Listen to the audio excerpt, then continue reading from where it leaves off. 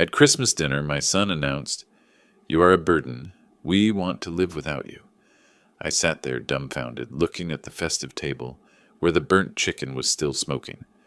My mistake. These words hit me like a knife, because I had given everything for them: my house, my business, years of my life. But that moment was not the end, but the beginning. They thought they had gotten rid of the burden, but they had no idea what terrible consequences awaited them. Before we continue, please subscribe to the channel and let us know where you are listening in the comments.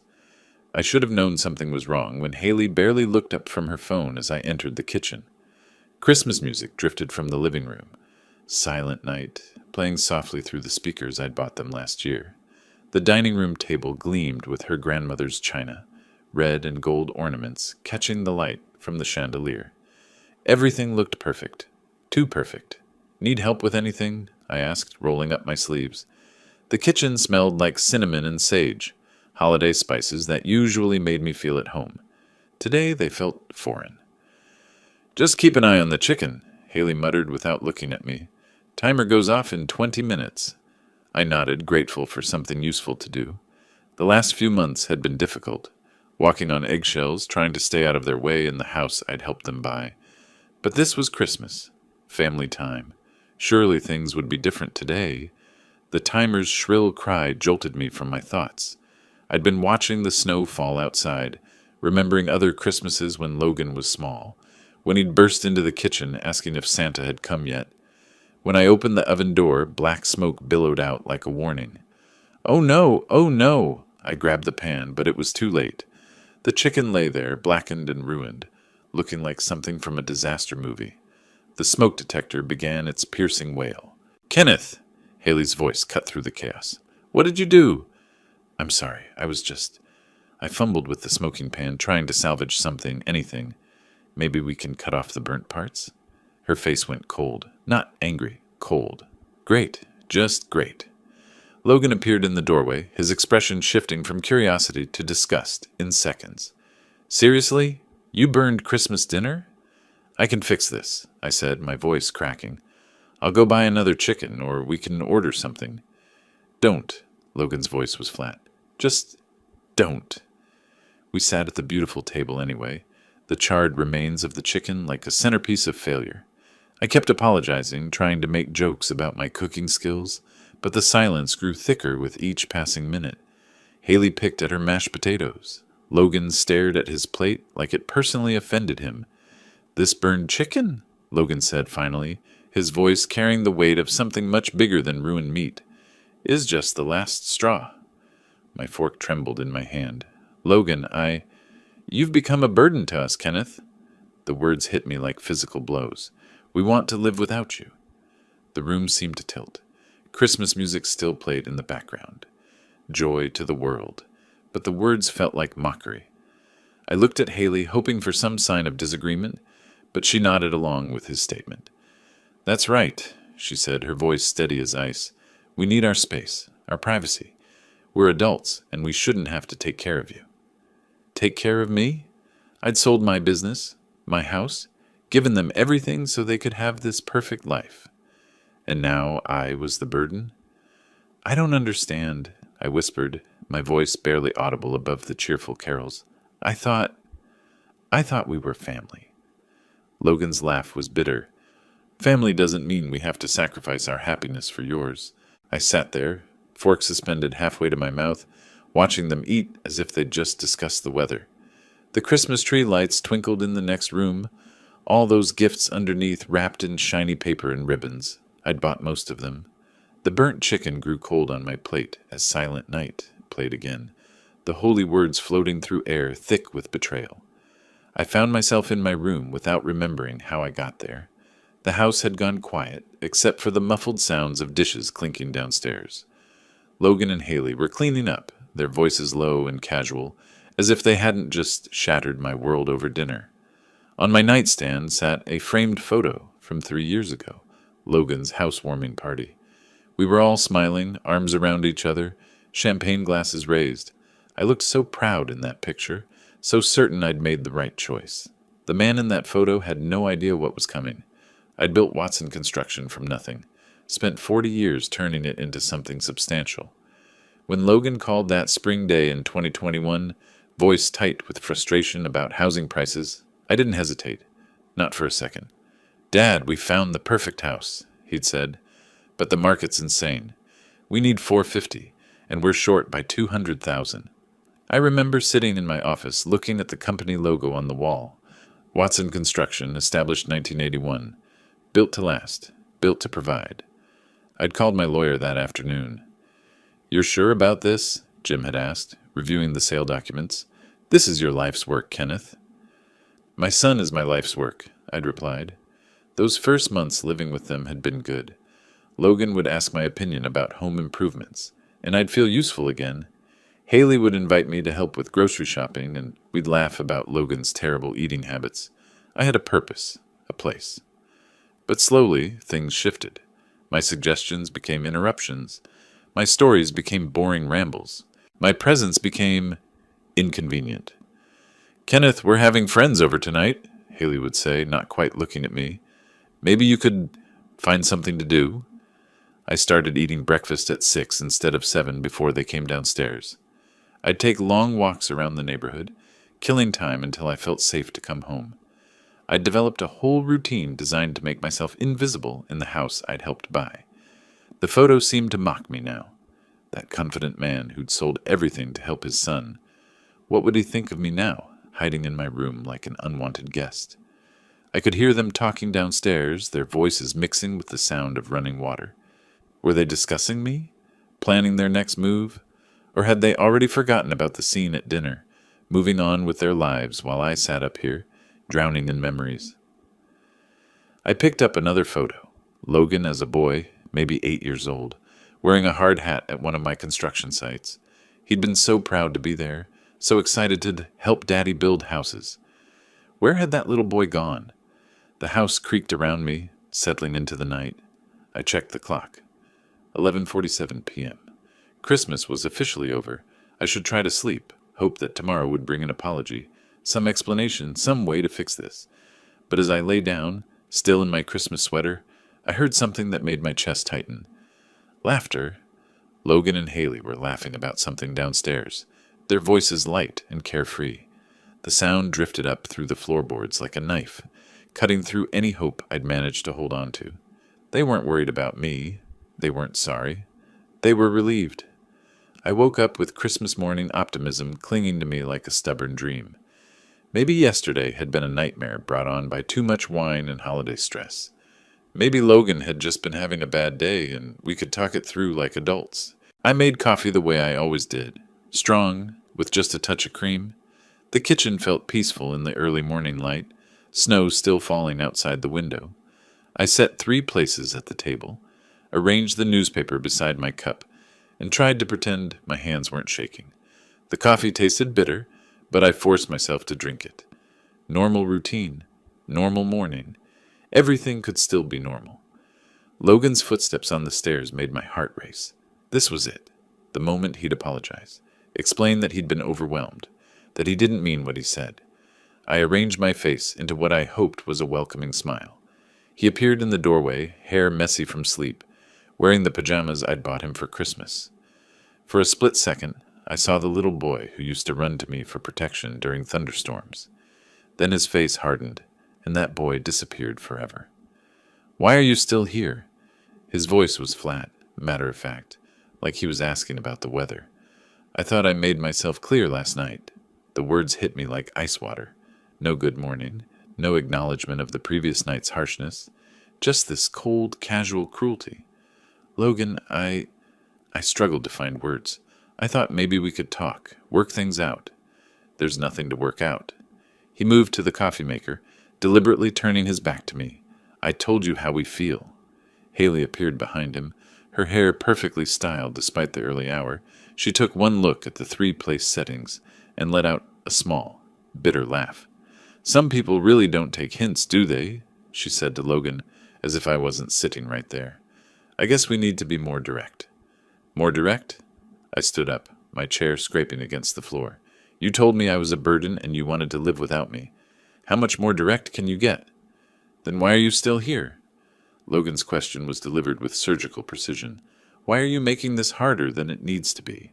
I stared at my son, this man I'd raised, sacrificed for, loved unconditionally, and saw a stranger. Because this is supposed to be my home, too. Your home? Haley's voice dripped with disdain. This is our house, Kenneth. We bought it. We pay for it. We live here. I gave you the money. You gave it to us, Logan interrupted. Past tense. It's not yours anymore. The finality in his voice broke something inside me. I'd been clinging to hope, to the possibility of redemption, but looking at their faces, cold, determined, united against me, I finally understood. This wasn't anger. This wasn't a misunderstanding.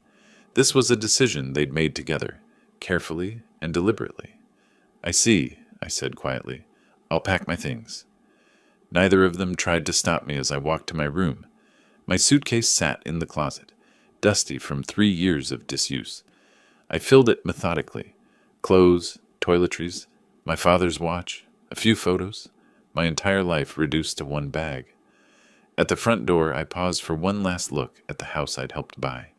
The living room with its perfect Christmas tree, the dining room where we'd shared so many meals, the kitchen where I'd made coffee every morning for 3 years. None of it was mine anymore. Maybe it never had been. Through the kitchen window, I could see Logan and Haley watching me. They didn't wave. They didn't come to say goodbye. They just watched, waiting for me to leave. I stepped outside into the cold December morning, my breath forming clouds in the frigid air. The door closed behind me with a soft click, but it sounded like a gunshot. I was homeless. At 62 years old, I was standing on a sidewalk with everything I owned in one suitcase. Nowhere to go. The cold bit through my coat as I stood on the sidewalk, suitcase handle growing slick in my sweating palm. December 26th in Davenport, Iowa, 23 degrees and falling. I needed to move, needed to think, needed to find somewhere warm before my fingers went numb. Hotels were expensive, and I'd need something long-term. Apartment hunting would take weeks, deposits and credit checks and explanations about why a 62-year-old man was suddenly homeless. The magnitude of my situation hit me like a physical weight. Then I remembered Richard Morrison. Richard had been my business partner for 20 years, the steady hand, my ambitious vision. When I sold Watson Construction, he'd bought out my half and kept the business running. We'd stayed friends, but life had pulled us in different directions. When was the last time we'd spoken? September? October? My pride warred with necessity as I pulled out my phone. How do you explain to someone that your own son threw you out on Christmas? How do you make that sound like anything other than pathetic? The phone rang 3 times before his familiar voice answered. Kenneth, Merry Christmas, buddy. How are you? Richard, my voice cracked. I need help. The warmth in his voice shifted to concern instantly. What's wrong? Are you hurt? No, I'm standing outside Logan's house with a suitcase and I don't have anywhere to go. Silence. Then, what happened? They asked me to leave. Yesterday. They said I was a burden and they wanted to live without me. Jesus, Kenneth, are you serious? I wouldn't joke about this. Of course you can stay here. Come over right now. Do you need me to pick you up? No, I'll get a taxi. Thank you, Richard. I'm sorry to... Don't apologize. Just get over here. Sarah's making lunch. The taxi ride through familiar neighborhoods felt surreal. I'd driven these streets for decades, building houses, creating homes for families. Now I was homeless myself, watching the world blur past through salt-stained windows. Richard's house looked exactly the same. Modest brick, colonial, well-maintained but not flashy. He must have been watching for me because the front door opened before I could knock. Kenneth! He pulled me into a hug, and for a moment I felt human again. Come in, you're freezing. Sarah appeared with a mug of hot coffee and a concerned smile. We made up the guest room. It's not much, but it's warm and private. The room was small but perfect. Single bed, dresser, window overlooking their backyard, clean sheets, a reading lamp, a sense of sanctuary I hadn't felt in months. Now, Richard said, sitting on the bed's edge while I unpacked, tell me what really happened. I found myself explaining the whole story. The burned chicken, Logan's cold declaration, Haley's cutting remarks, the morning's final confirmation. Richard's face grew darker with each detail. Your own son, he said quietly, after everything you did for him. I keep thinking I must have done something wrong, I admitted. Maybe I was too involved, too present. Maybe I really was a burden. Bullshit. Richard's voice was firm. You sold your business to help him buy that house. You gave him everything. And now I have nothing. You have this room for as long as you need it. You have friends who care about you. And you have options. More than you think. I sat on the bed, feeling the soft mattress beneath me, looking around at the simple but welcoming space. For the first time since yesterday's dinner, I could breathe without feeling like my chest was being crushed. Through the window, I could see Richard's backyard, the deck we'd built together 15 years ago, the garden where Sarah grew tomatoes every summer. Normal life, continuing on while mine had exploded into pieces. But I was safe now. Temporarily, maybe, but safe. The guest room felt like a sanctuary as I carefully placed each item from my suitcase into the wooden dresser. My father's pocket watch went on the nightstand, its familiar weight in my palm, a comfort I desperately needed. The photos found their place beside it. Logan as a baby, his first day of school, his college graduation. Memories of better times when love flowed both ways. My clothes still carried the scent of Logan's house, that expensive fabric softener Haley insisted on buying. Even now, cast out and forgotten, I was surrounded by reminders of the life I'd lost. My phone buzzed against the dresser top. Autopay alert, $89.99 charge to account ending in 4762. Spectrum Internet Services Logan Watson account. I stared at the screen, reading the notification twice, then 3 times. The amount, the service, Logan's name. The realization hit me like a physical blow. I sank onto the bed's edge, phone trembling in my hands. They'd thrown me out, called me a burden, made me feel like garbage, but they expected me to keep paying for their comfortable lifestyle? My mind began cataloging the automatic payments I'd set up 3 years ago to help them get established. Spectrum Internet, $89.99. DirecTV Premium, $134.50. ADT Security, $67. Netflix, Hulu, Amazon Prime, $45.98 combined. State Farm Home Insurance, $189. Utility Assistance, $125. Nearly $1,800 every month for 3 years. I opened my banking app with fingers that no longer shook. They shook with purpose now. The automatic payments section showed the damning list. 12 different services, all for Logan's address.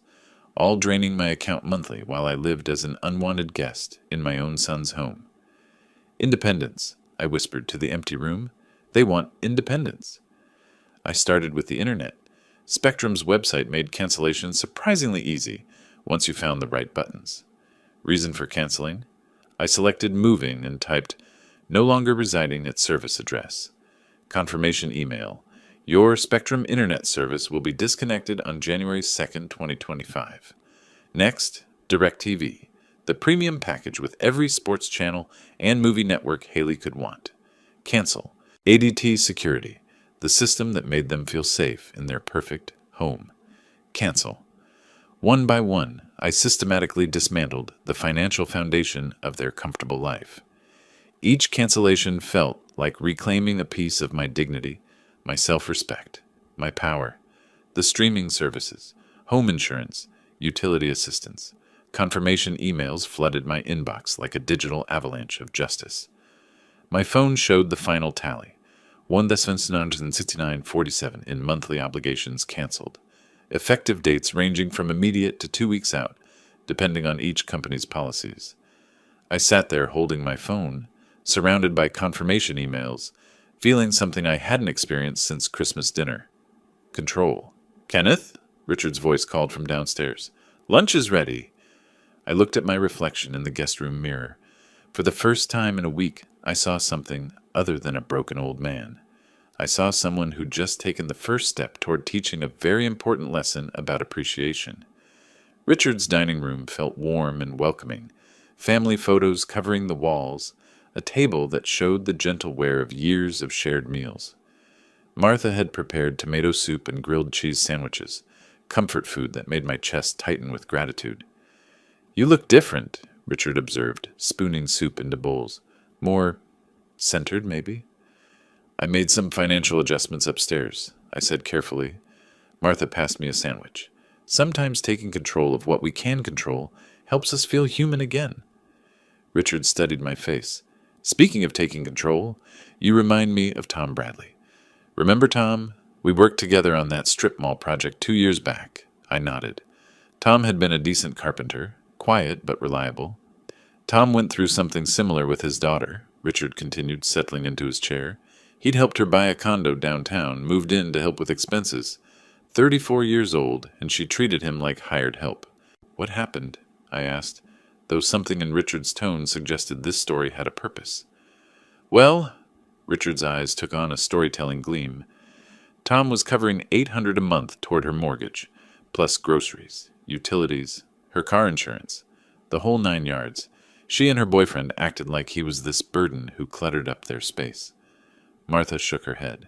Some people just don't know what they have. One Tuesday morning, Richard continued, Tom quietly canceled everything. No drama, no announcements, just stopped paying. I leaned forward, and 6 weeks later she was panicking. Mortgage payment bounced, car insurance lapsed. Electricity got cut off for 3 days. She had to pick up a second job at Target, and her boyfriend finally had to find real work instead of his freelance consulting. Did she figure it out? Richard's smile was satisfied. Oh, she figured it out, all right. Came to Tom crying, apologizing, admitting she'd taken him completely for granted. Begged him to come back. And did he? On his terms. Mutual respect.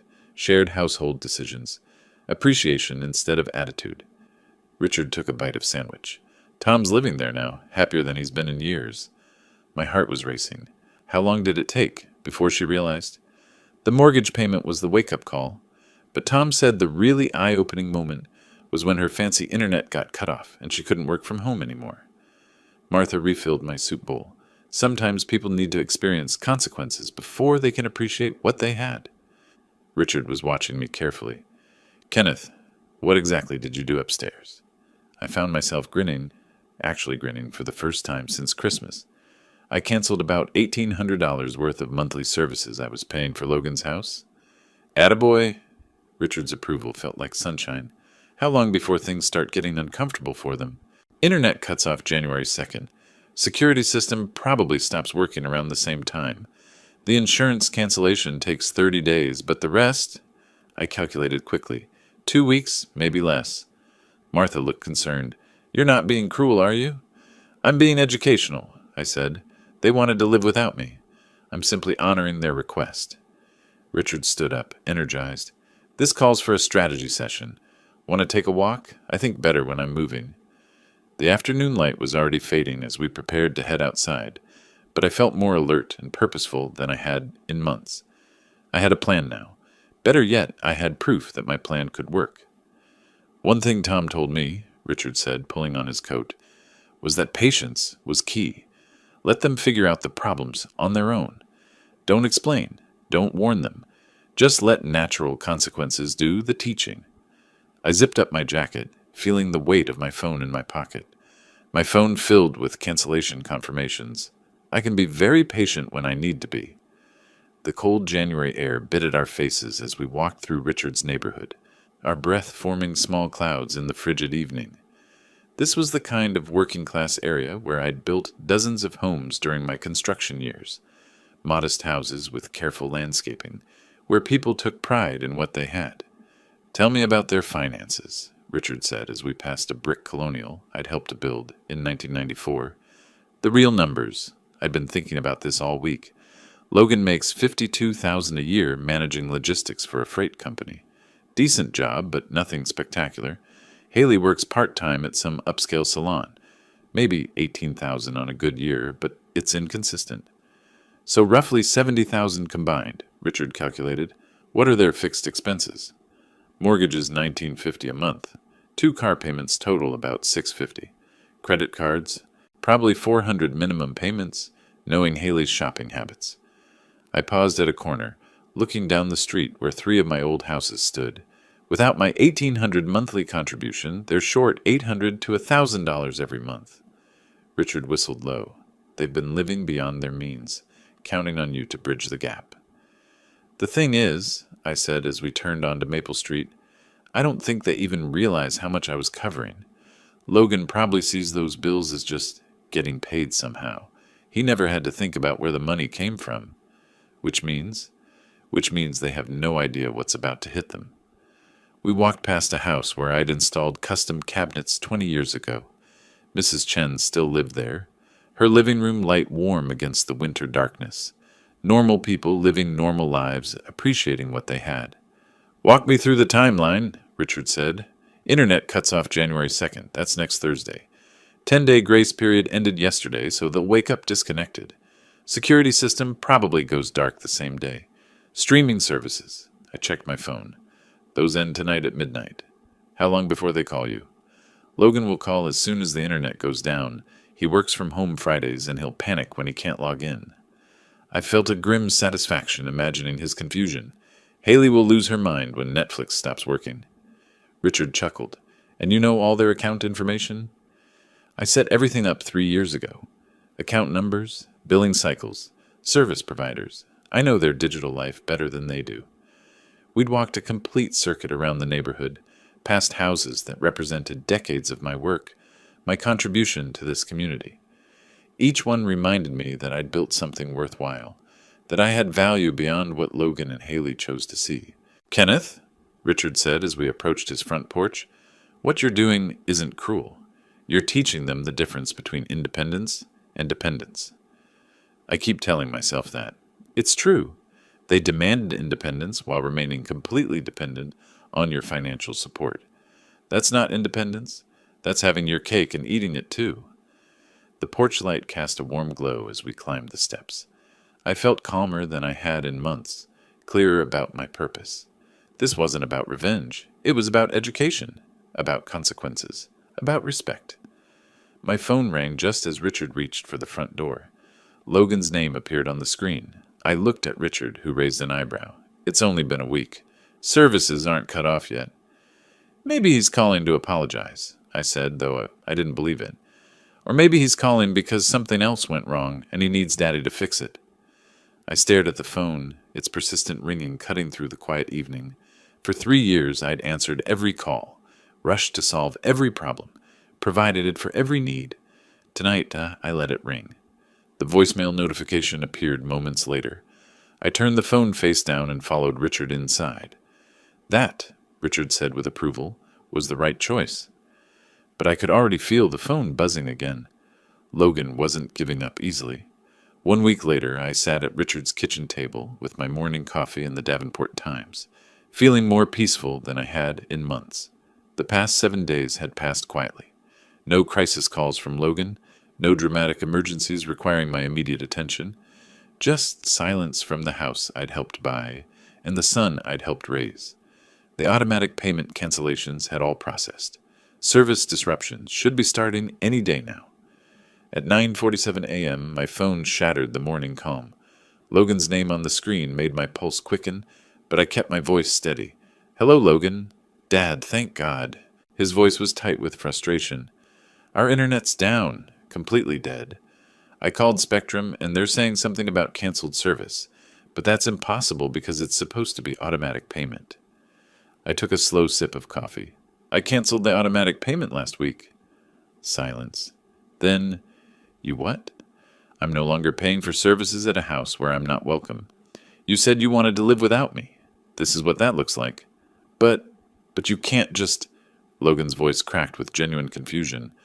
I didn't know you were paying for internet. I thought it came out of our account. The innocence in his voice might have been touching if it weren't so revealing. 3 years of automatic payments, and he'd never once questioned where the money came from. You never asked, I said simply. Well, fix it. Call them back and restore the service. I work from home today, and Haley's got clients calling. No. The word hung in the air like a physical thing. What do you mean, no?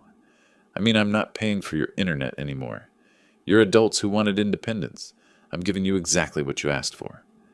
I could hear Haley's voice in the background, high and agitated. Tell him the security system's not working either. The panel's just flashing red. The security system too? Logan's voice rose an octave. Dad, you can't just leave us without protection. I'm not leaving you without anything. I'm simply no longer providing things you can pay for yourselves. But we don't have money for all this. Do you know how expensive internet is? And security systems? There it was, the truth he'd never allowed himself to face.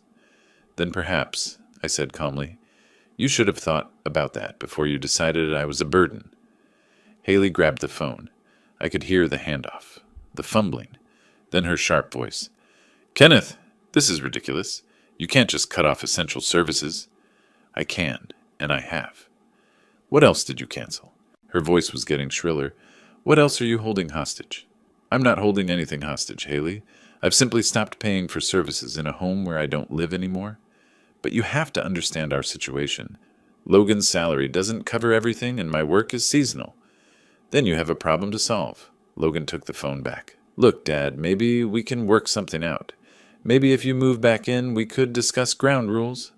Ground rules? I almost laughed. You mean like the ground rule where I pay all your bills while you treat me like garbage? That's not. We didn't mean. You meant exactly what you said, Logan. You called me a burden. You told me you wanted to live without me. I'm simply honoring your wishes. But we need help. We can't afford all this on our own. That sounds like a personal problem. The line went quiet, except for muffled arguing in the background. I could picture them in their perfect kitchen, in their perfect house, realizing their perfect life was built on a foundation they'd just kicked out from under themselves. Dad? Logan's voice was smaller now, almost pleading. Can't we just forget Christmas happened? Can't we go back to how things were? How things were involved respect and appreciation. When you're ready to offer those, we can talk. I hung up before he could respond. Richard appeared in the kitchen doorway, coffee mug in hand. How'd that go? I smiled, actually smiled.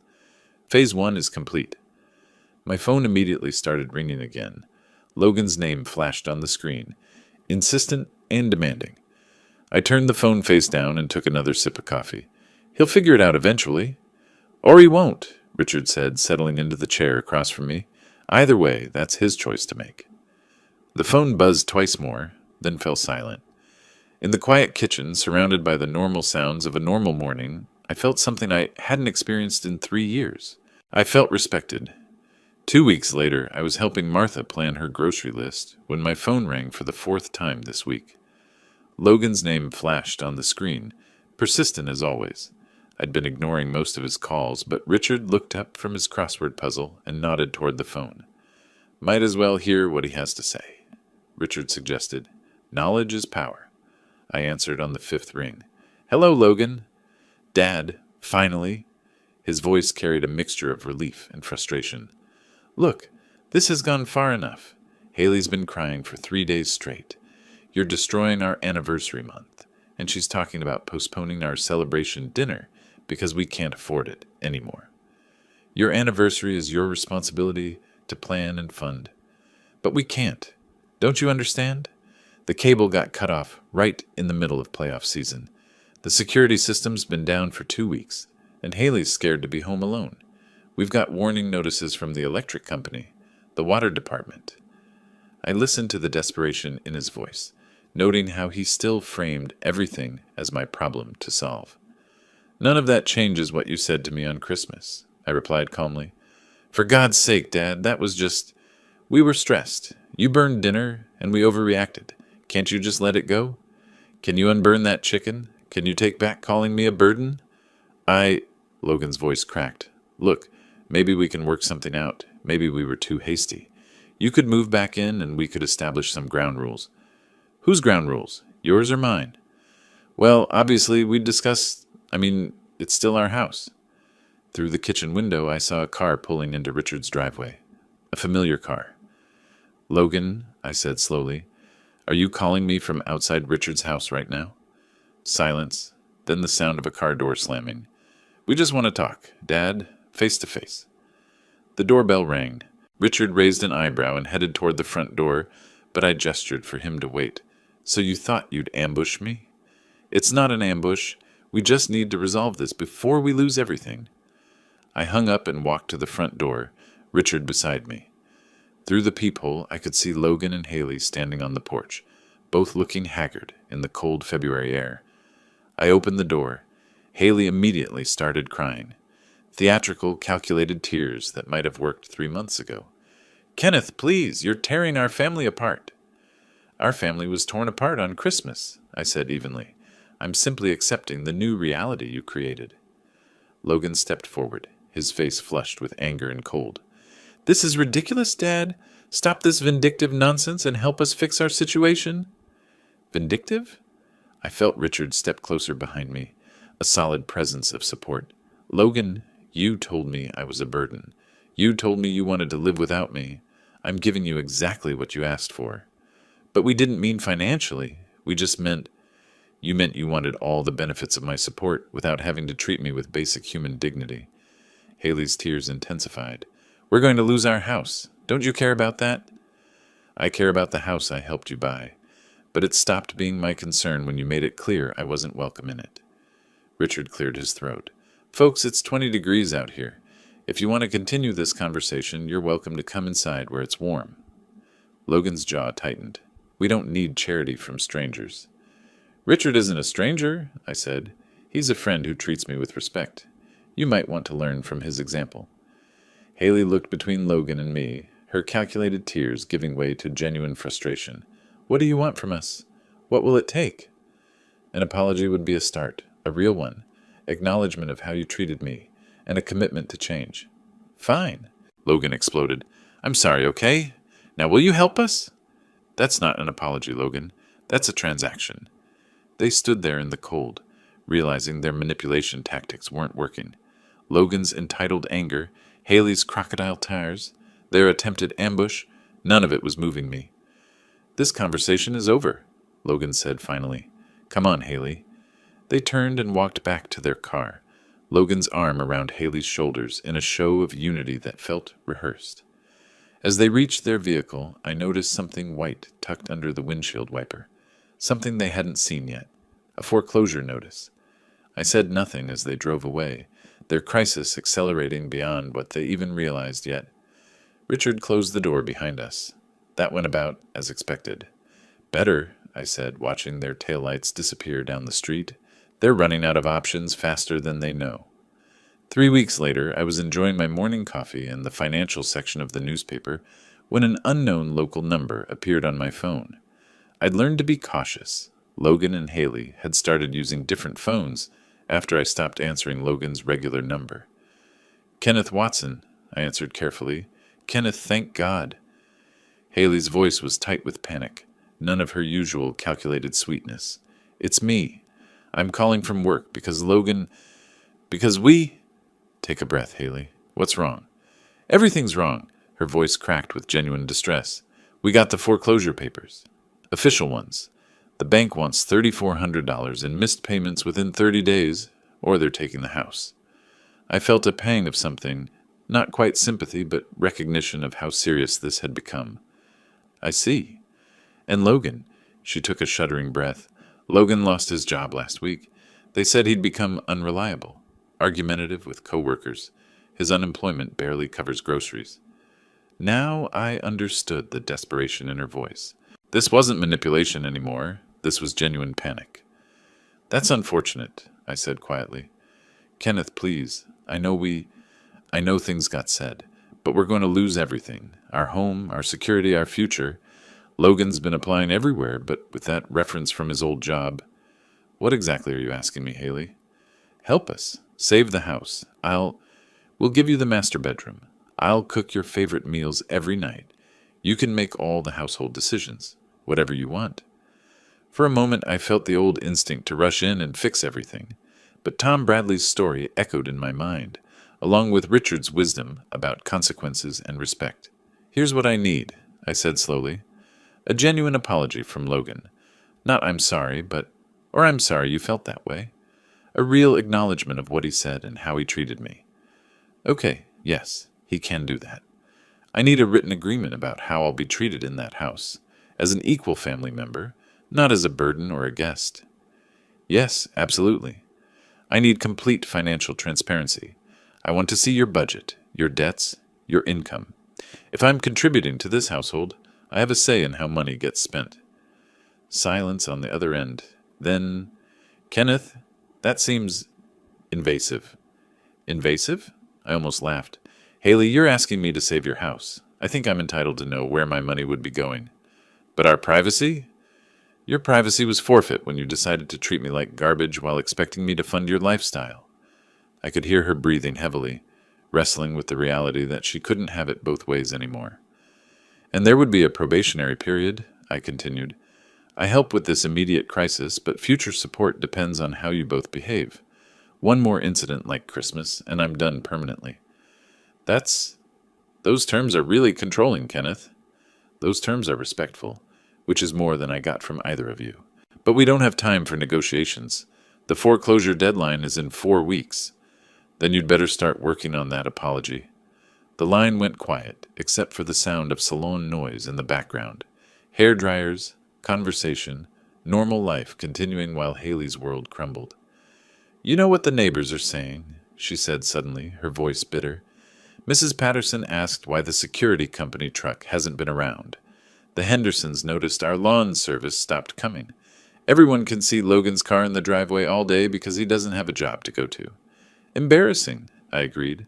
This is our life, Kenneth, our reputation, our standing in the community. Then perhaps you should have thought about that before you destroyed our family relationship. You're really going to let us lose everything over hurt feelings? I'm going to let you experience the consequences of your choices. There's a difference. She hung up without another word. I sat there holding the phone, staring out Richard's kitchen window at the snow-covered yard. A part of me felt sorry for them.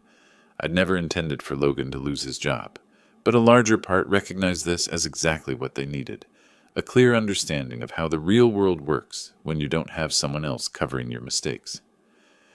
Richard wandered into the kitchen, coffee mug in hand. That sounded intense. They're about to lose the house, I said. Logan lost his job. Reality is hitting hard. And how do you feel about that? I considered the question honestly. Like a teacher watching students learn a difficult but necessary lesson. Richard smiled and raised his coffee mug in a small salute. Tom Bradley would be proud. 1 week later, I was helping Richard repair a section of fence in his backyard when I heard a car door slam in the driveway. Richard and I looked up from our work, and I felt my chest tighten when I saw Logan approaching through the gate. He looked terrible. Unshaven, wearing a wrinkled shirt I recognized from Christmas Day. Dark circles under his eyes like he hadn't slept in weeks. This wasn't the arrogant man who'd thrown me out. This was someone who'd been broken down by circumstances he couldn't control. Dad, he said quietly, stopping a few feet away. No demands, no accusations. Just my name, spoken like a question. Richard straightened up, hammer in hand. I'll be inside if you need me, Kenneth. No, Logan said quickly. Stay, please. I want someone to witness this. I set down the fence post I'd been holding. Witness what? Logan's hand shook as he pulled a crumpled paper from his pocket. The foreclosure notice. It's final. 21 days to pay or we lose everything. Where's Haley? Gone. His voice cracked. Moved in with her sister 3 days ago. Said she wasn't going to watch our life fall apart because I couldn't fix things with you. I studied my son's face, seeing the exhaustion, the defeat, the first genuine emotion I'd witnessed from him since childhood. Logan, why are you here? Because I need to tell you something I should have said months ago. He took a shuddering breath. I was wrong. Completely. Totally wrong. About what, specifically? About calling you a burden. About treating you like you were in our way. About taking everything you did for us and acting like it was nothing. Richard continued working quietly, his presence providing the witness Logan had requested. Go on, I said. I've been trying to find work for 3 weeks. You know what I learned? Nobody wants to hire someone whose last employer says they became difficult and unreliable. I thought I was so important at that company, but they replaced me in 2 days. Logan sat heavily on Richard's picnic table, looking older than his 35 years. And the bills? Jesus, Dad, I never realized how much you were covering. The house payment alone is more than half my old salary, and then there's insurance, utilities, food, gas, car payments. How did you manage it all? By budgeting carefully and prioritizing what mattered. I never learned to do that. You always just handled things, made problems disappear. He looked up at me with something I hadn't seen in years: vulnerability. I never appreciated what that meant until it was gone. I leaned against the fence, waiting. Haley said I should just swallow my pride and beg you to come back. But this isn't about pride anymore, Dad. This is about admitting I was a terrible son who treated the most generous man in his life like garbage. The words hung in the cold air between us. Richard had stopped hammering, listening. I called you a burden, Logan continued, his voice getting stronger. But you were never the burden. I was. I was a grown man who let his father pay for his life while treating him like an inconvenience. And now? Now I'm a grown man who's about to lose his house because he was too stupid and entitled to appreciate what he had. I studied Logan's face, looking for signs of manipulation, for the practiced remorse I'd heard in earlier conversations. Instead, I saw something real: shame, regret, and maybe the beginning of genuine understanding. What are you asking me to do, Logan? Help me save the house. Not for me. I know I don't deserve it. But it's your investment, too. You helped buy it, and I threw away your contribution along with your dignity. And in return, I accept your terms, all of them. Financial transparency, respectful treatment, your involvement in household decisions, whatever you require. For how long? However long it takes to prove I've learned something from this disaster. Richard set down his hammer and looked at both of us. Kenneth, this sounds like a young man who's ready to earn back what he lost. I felt something shift inside me. Not forgiveness exactly, but the possibility of it. 90 days, I said finally. A trial period. You demonstrate changed behavior, and I'll help you avoid foreclosure. Logan's relief was visible. What do I need to do first? Show me your complete financial picture. Every debt, every bill, every source of income. Then we'll see if this house is actually salvageable. And after that, you prove you understand the difference between being my son and being someone who deserves my support. Logan nodded, standing up from the picnic table. For the first time in months, he looked me directly in the eye. Thank you, Dad, for not giving up on me completely. Don't thank me yet, I said. Thank me in 90 days if you've actually changed. As Logan walked back to his car, I noticed his shoulders weren't slumped in defeat anymore. They carried the weight of responsibility instead, a burden he was finally ready to bear. 6 weeks later, I stood in the doorway of the master bedroom, my master bedroom now, watching Logan and Haley arrange their belongings in the smaller room down the hall. The symbolic reversal felt right, a physical representation of the new dynamics we'd established. Logan had kept his word. Every day for 6 weeks, he'd demonstrated the changed behavior I'd demanded. He found a new job with a medical supply company. Lower pay than his previous position, but his supervisor had already complimented his work ethic and attitude. He showed me every paycheck, every bill, every expenditure. Haley had returned after 2 weeks, swallowing her pride when she realized Logan was serious about meeting my conditions. She still struggled with the new arrangement. I could see it in the way she bit her tongue when she wanted to criticize my decisions, the forced smile when she asked my opinion on household matters. But she complied, understanding that the alternative was losing everything. Dad? Logan appeared in my doorway, holding a stack of mail. Electric bill came in, $67, down from last month, because we're being more careful about usage. Good, I said, taking the bill to review. This was part of our agreement. I saw everything before it got paid, had veto power over any expense over $50. Also, Richard called. He and Martha want to come for dinner Sunday to see how we're settling in. Tell them yes, and ask Haley to make that pot roast they enjoyed last time. Logan nodded. The old Logan would have bristled at being asked to deliver requests to his wife. This Logan understood that respect flowed both ways, and I'd earned the right to have my preferences honored. That evening we sat down for our first relaxed family dinner since before Christmas. The table was set with care, my chair at the head where it belonged, the conversation including my opinions on Logan's work situation and my suggestions for their budget. I've been thinking, Logan said over dessert, about what you said regarding public acknowledgement. I raised an eyebrow. We'd discussed this as part of my conditions, some recognition of what had happened and how it had been resolved. I'd like to have Richard and Martha over next weekend, maybe invite a couple of the neighbors. I want to publicly thank you for your patience and acknowledge how wrong I was about everything. Haley shifted uncomfortably but didn't object. She'd learned that her comfort was no longer the primary consideration in household decisions. That sounds appropriate, I agreed. The following Saturday, Richard and Martha joined us, along with the Hendersons from next door and Mrs. Patterson from across the street.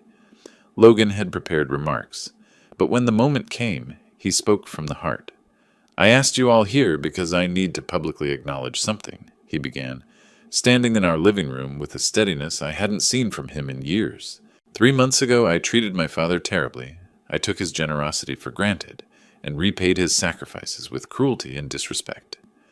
I watched the neighbors' faces, seeing their surprise at Logan's honesty. My father could have written me off completely. Instead, he taught me the most important lesson of my adult life, that respect has to be earned, not demanded, and that appreciation can't be assumed. He looked directly at me. Dad, thank you for not giving up on me. Thank you for teaching me the difference between being entitled and being grateful.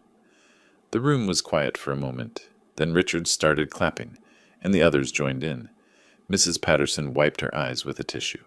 After everyone left, I sat in my comfortable chair in the living room, the best chair, positioned where I could see both the television and the front window. Logan and Haley were in the kitchen cleaning up, their voices low and cooperative. The house felt peaceful in a way it never had during my first 3 years here. The difference wasn't just in the changed living arrangements or the financial transparency. It was in the respect that now underpinned every interaction. My phone buzzed with a text from Richard. Proud of you for teaching that lesson without destroying the relationship. That took real wisdom. I smiled, setting the phone aside. Justice hadn't required revenge. It had required patience, firm boundaries, and the willingness to let natural consequences do their work. Through the kitchen doorway, I could see Logan and Haley working together to finish the dishes. Tomorrow, Logan would go to his job, a job he valued because he understood what unemployment meant. Haley would manage the household budget we'd all agreed upon, and I would continue living as a respected member of this family, rather than a convenient benefactor. I picked up my newspaper, settled back in my chair, and allowed myself a moment of deep satisfaction. Sometimes the best revenge is simply refusing to accept being treated poorly. Sometimes justice comes not from punishment, but from insisting on dignity. The house was quiet now, filled with the comfortable sounds of a family that had learned, finally, how to value what they had.